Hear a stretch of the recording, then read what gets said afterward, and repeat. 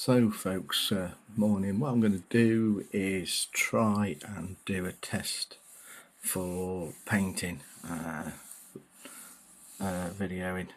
So if you just bear with me on this one, feedbacks in the comments below would be grateful. So let's go. I'm going to be painting the helmet on this figure here. It's one of the bloody miniatures. It's dismounted Scots cavalryman. So we're going to do the burgonet now, try and put some highlights on there and see how we get on. I don't know whether the lighting's going to be good enough, but we can give it a whirl anyway. So first things first, the helmet's already had a coating in the AK black.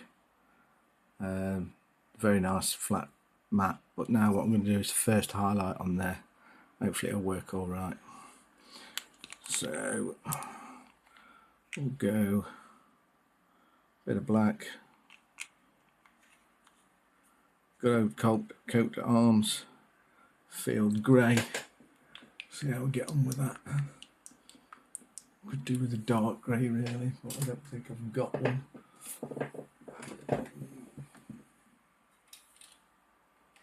But no, we've got a dark grey. No, dark grey. We've got a dark grey, that would be better. So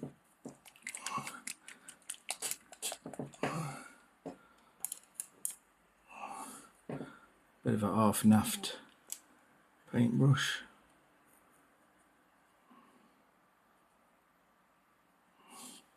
Mix that in with the back. And I need a little bit more. I don't recommend dropping dirty paint brushes into your paint. Yeah, so anyway, it's just a gradual change. You probably won't see it on the camera.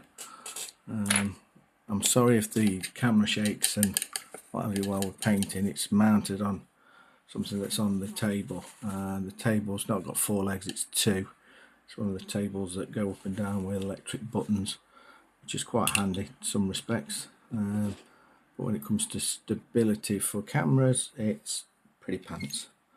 So right, here we go. I don't know whether you can see this on camera. I should just carry on. I'll take some of this mix, add a little bit of water to it to make it a bit more thinner. Take that out on the pen, paintbrush, sorry, and start pushing up towards the top of the helmet, leaving a dark line between what I'm painting and that crest that goes over the top of the helm. Now we're painting the crest, some on the peak. Yeah, it's very subtle, you probably won't pick this up very easy. Then come down and do the back skirting of the helmet. Now here it's actually got a hinge there and it's a separate adjustable piece that sort of semi covers your ear and part of your cheekbone. They were deliberately designed like that. I think the camera's rocking, I'm sorry. So need a bit more water in there. It doesn't help that it's that time of year when everything's a bit warm. I've got to have a fan on to keep me cool, because this place where I live, it's like a bloody Japanese sweat box at times. Sorry to the Japanese viewers there, it wasn't meant to be personal, but yeah. So I'm just doing what I did on the other side. If you noticed, I've not touched any of the stud work yet. It's the rivets, sorry, on the side of the helmet. These here, I don't know whether you can see them. So I'm just going around, putting a bit more on, trying to get some work in there. This is really rocking, I think. I apologise if this doesn't work out right. I don't know what I'm going to do for the interim, but yeah, I mean there's the first level and you probably can't see that. But I'm going to take it up yet another level in a minute. So we go back to the dark grey from coat to arms. Give it a bit of a shake. Add another generous amount into that mix that we did earlier. Sorry about shaky cam. Bit of water in there. Now this is quite different to the last shading.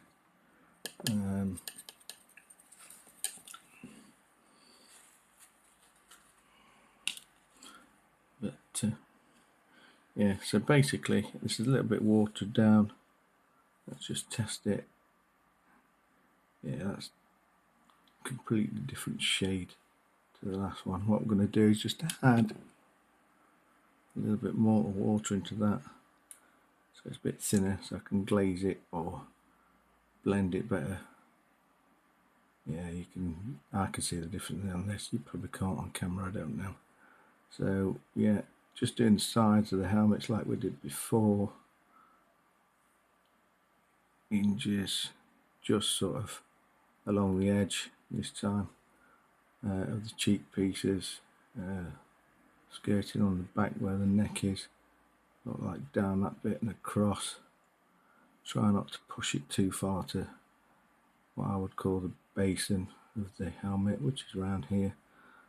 Again, just thin it down, emphasize to leave a darker gap where the ridge or the crown of the helmet is, and then straight over the edge on the top crest.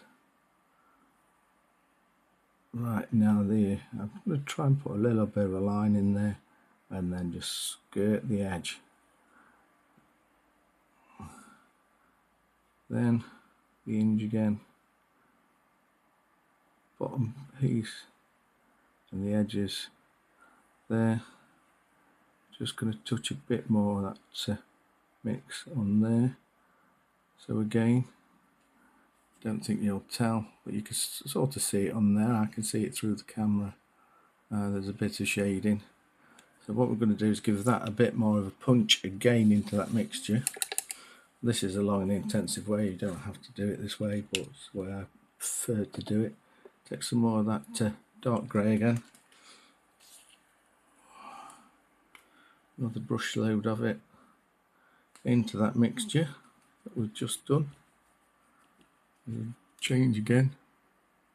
Touch of water to make it pliable, malleable, thinner, whatever way you want to call it. So that's I think we're about the third mix. And again, that water that's been applied into there, you're just going to the very, very tops and blending it, or just stippling it, so you can build up 3D, or just do that crest there while I'm talking. You can see it starting to develop shape of the helmet now. The grey starting to pop through, but now we're just putting less and less on and emphasising edges and the curvature of the helmet.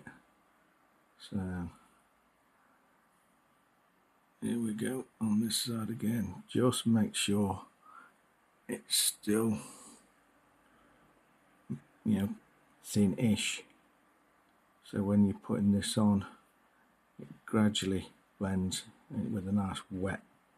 You'll know when you've got it right consistency, because if it's too thin, it will just run about. It won't be able to be seen as a highlight. If it's too thin, if it's too thick, it won't look right. You'll see a stark change. It's all about mixing, trying, getting a consistency that you know what you're doing. If you notice, I still haven't done those rivets yet, so yeah, I'll be leaving them till quite a lot later. So here you can see, or I can see, I don't know whether you can see, the colour's starting to change. in that. See if I can adjust the lighting a bit to come across and down. So let's see. I don't know whether you can see that. I can see a little bit of it. So I don't know. So say it's the first time I've done this. I don't know how I'm going to alter my setup if it needs more lighting. Limited on space. I'm actually painting the living room because my wife doesn't like me sitting. Well, I don't say she doesn't like me sitting. She prefers me to sit with her. You know, when she's up. Just adding some more of that grey, and we're near enough pure coat arms dark grey now. You know, just keep adding it into that original mix, but we're virtually at pure grey, dark grey, sorry. So again, we'll be doing the same parts as we did before, but smaller areas, more edge highlighting with this colour to start giving that, you know, pop to the colour. So again, with a nice thin brush again, just on top of that crest, doing less and less each time. Again, you don't have to go this intense on things, but it's just me. I struggle to paint down, if you know what I mean, from what I can do. It's a terrible habit of mine. That's why paints are slow, probably. So all I'm doing now is, oops, I'm off the screen. All I'm doing now is popping the edges with that grey, very fine, up on the top of there, just very little reskirting that. Right, just finding out the edge on there, a bit thinner each time you do it, you know, on the edge highlighting, just gives it that pop. Right, on the edge of there. I'm really sorry about the lighting, folks. I don't know whether you're going to be able to tell or see. Camera shots is going to be a bit of a no-no. I don't know how to do stills onto video yet. Now you can see I'm actually doing those rivets now. You know, try and keep them smaller on top of the rivet, but it doesn't really matter. But it does, I don't know, it does make things pop that little bit more. Again, I tend to use a small brush just to get me to where I need to be. You know, always check it from different angles so it looks like you've got more of the rivet. So we'll go back into that darker mix that we did earlier. Fortunately, it's starting to dry. We've got to be careful now. And what I'm going to do, I've just overly popped too much on that rivet, and it totally blends into the metal below. So using the dark stuff, just dab that out. So yeah, that's taking colour and shape now. Now we're just going to go for pure coat d'arms dark grey. Straight onto the palette. Some water in there. You'll see it's gone thin. It looks like the consistency really of milk, thin milk, skimmed milk, semi-skimmed milk, whatever you call it. And then what we're going to do now is be very, very gentle with this. I'm going to do the rivets. I'll try and get back on the camera for you. This is awkward, but you know, again, just dotting those rivets.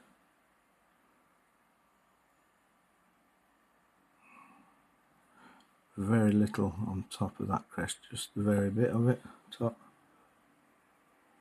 On the edge of here, just a little bit, not all the way down the sides. Should be just to pop a little line in there, because these did actually, you know, bend on here. very, very little, but the higher edges, that hinge and here, that little face guard corner, that corner there, I'm just barely touching it really, but with a nice point on the brush. This corner here, that hinge, and across the edge of this. So, right, adding a little water onto my brush, back into that grey, just to really thin it out now. It's not quite a glaze. And then we just go on a stipple, top end of that crown, the thingy helmet, and on the other side. So I might have gone over it too much. It needs to just do a pop on that back bit of that crown, and a little bit more there, just so it sort of pops it. Don't worry too much. So that starts to dry. Leave it dry a little while. I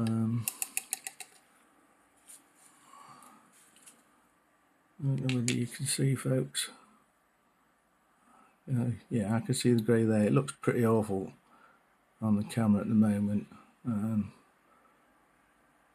but that'll all blend in together. Is that sort of, can you see that any better, folks? You see that grey? You can't see how it blends though. Looks a lot heavier and patchy than it is, but don't worry about it, because what we're going to do now it's virtually dry, is Nuln oil. Now this is the old Nuln oil from Games Workshop Citadel, so I don't know how the new one works. I've also got some Larmium medium.